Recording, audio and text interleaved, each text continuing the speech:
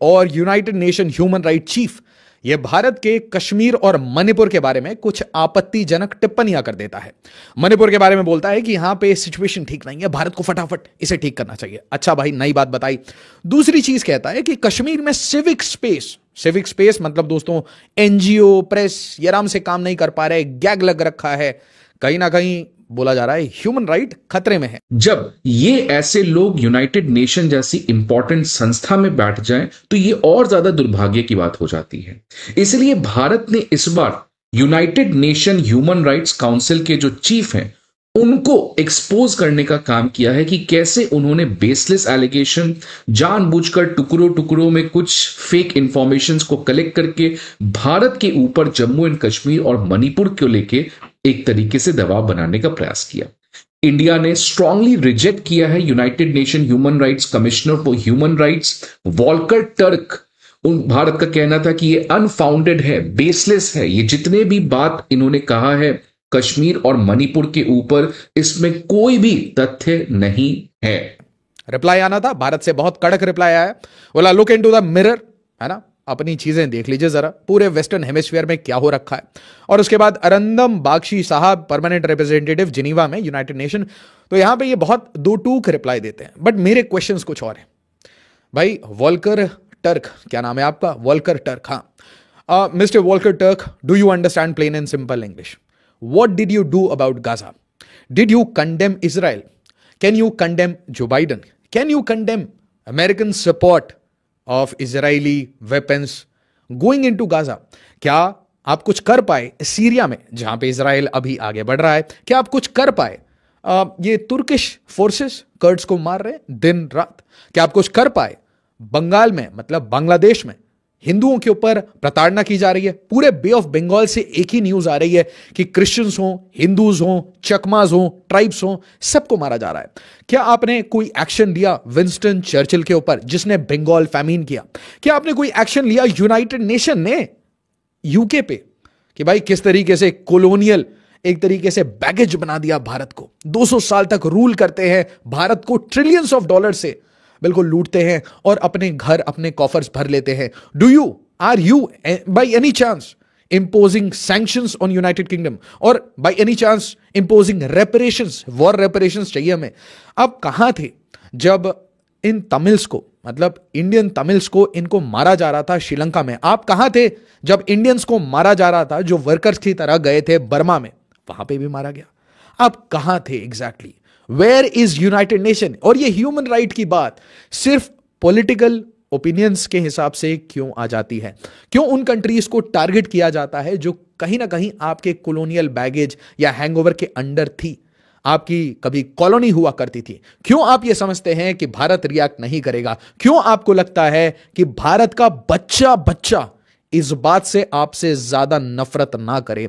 आपका लोकस स्टैंडाई क्या है? क्या आप ये चाहते हैं कि डोनाल्ड ट्रंप की तरह, इजराइल की तरह हम भी आपकी बातों को इनफैक्ट इग्नोर करना छोड़िए, आपकी ये सारे ग्रुप्स हैं इसको डिसबैंड करना शुरू कर दें, इसमें से फंडिंग कट करना शुरू कर दें, इसमें से ऑप्ट आउट कर लें, या फिर आपको ही कंप्लीटली आइसोलेट कर लें? क्योंकि यूनाइटेड नेशन सिक्योरिटी काउंसिल में रिफॉर्म तो आपसे हो नहीं रहे, रशिया यूक्रेन वॉर आपसे सुलझा नहीं, इजराइल ईरान कॉन्फ्लिक्ट आपसे सुलझा नहीं, दुनिया भर ने लड़ाई कर ली, आप कहां थे United Nation? You are a blot on the entire world. अगर पूरी दुनिया में इंटरनेशनल लॉ की बात आती है, ग्लोबल वर्ल्ड ऑर्डर की बात आती है, तो आप सबसे बड़े ब्लॉट हो। So before you question Bharat, before you question India और इंडिया के 140 करोड़ लोगों के ऊपर कमेंट्री करने से पहले अपने गिरेबान में झांको, look within and cleanse your system and go to your god and pray कि भाई वो आपको माफ कर दे।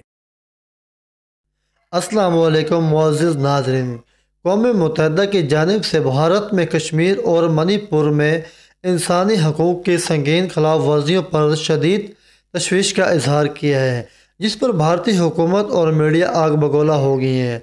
UN की जानिब से भारत को तंबिया की गई है कि वो मज़लूम अवाम पर जुल्म व जबर की जो कर रहा है, जुल्म ढा रहा है, इस पर इंसानी हकूक़ का एहतराम करे, लेकिन बजाय कि भारत अपनी हरकतों पर गरूर करता, वो उल्टा अक़वाम मुत्तहिदा के पीछे हाथ धोकर पड़ गया है। भारतीय हुकूमत और मीडिया ने UN पर मुतासरा और इसमें यकतरफा मौक़िफ़ इख्तियार करने का इल्ज़ाम लगाया है और कहा है कि अक़वाम मुत्तहिदा को सिर्फ भारत ही क्यों नज़र आता है, दीगर ममालिक में जो हो रहा है इस पर क्यों खामोश है। कुछ भारतीय तजियाकारों ने तो यहाँ तक दावा कर दिया है कि UN भारत को दबाव में लाकर मगरबी एजेंडे को आगे बढ़ाना चाहता है। भारतीय मीडिया चैनल्स ने UN पर बरसना शुरू कर दिया है और कहा है कि हम एक खुद मुख्तार मुल्क हैं, किसी के कहने पर पॉलिसी नहीं बदलेंगे।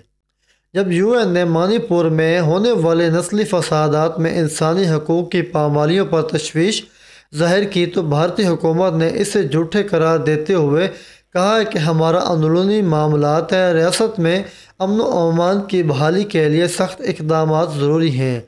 कश्मीर पर UN के बयान भारतीय मीडिया को मज़ीद आग बोला कर दिया। भारतीय वज़ीरा और इसमें एंकर्स पर्सनस ने यही रिट लगा रखी है कि कश्मीर भारत का अंदरूनी मामला है और कोई गैर मुल्की इदारा इसमें मुदाखलत नहीं कर सकता। हालांकि कि यह हकीकत ये है कि बैनुल अक़वामी तंजीमें और इंसानी हकूक़ के इदारे बार बार भारत के मज़ालिम पर आवाज़ उठाते रहे हैं, मगर भारत इन सब को नज़रअंदाज कर रहा है और UN पर तनकीद करते हुए भारतीय हुकाम ने कहा है कि अक़वाम मुत्तहिदा पहले अपनी खामियों पर तवज्जो दे, दुनिया के दीगर ममालिक में होने वाले इंसानी हकूक़ की खिलाफ वर्जियों पर क्यों खामोश बैठा है।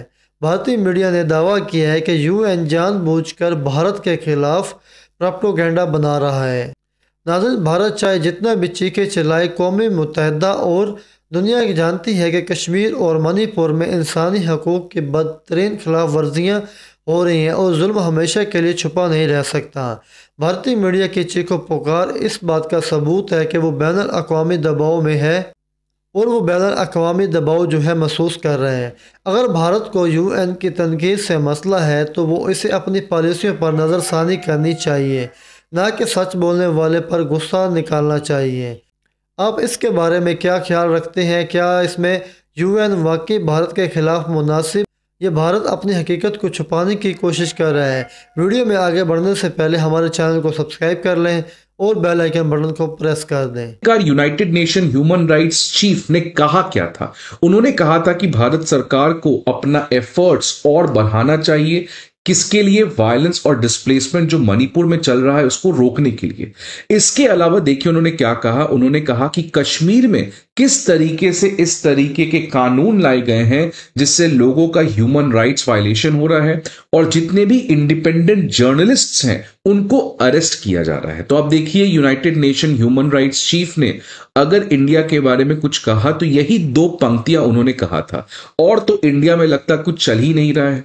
और ये कोई नई घटना नहीं है। मैं पहले से कहा कि ये जो षड्यंत्र है या ये जो फोर्सेस हैं ये 1947 से काम कर रहे हैं। और इनफैक्ट लास्ट ईयर ही देख लीजिए किस तरीके से पाकिस्तान के बिहाफ में अगेन ये पर्टिकुलर मुद्दा यहां पे खूब चलाया गया, कश्मीर और मणिपुर के लेके। इंडिया ने क्या कहा? तो इंडिया की तरफ से जिसने रिस्पांस दिया वो था एम्बेसडर अरिंदम बागची। तो अरिंदम बागची जी ने, जो इस समय इंडिया के परमानेंट रिप्रेजेंटेटिव भी हैं यूनाइटेड नेशंस में जिनेवा में, उन्होंने कहा कि ये जो United nation human rights chief का बयान आया है, it is like cherry picking of situations and stark contrast to ground realities. मतलब चेरी पिकिंग का मतलब कि जानबूझ के उन्होंने कुछ गलत चीज पकड़ लिया और उसी की बेसिस पे इस तरीके से उन्होंने जनरल कमेंट दे दिया कि इंडिया में, मणिपुर और कश्मीर में कुछ अच्छा हो ही नहीं रहा है।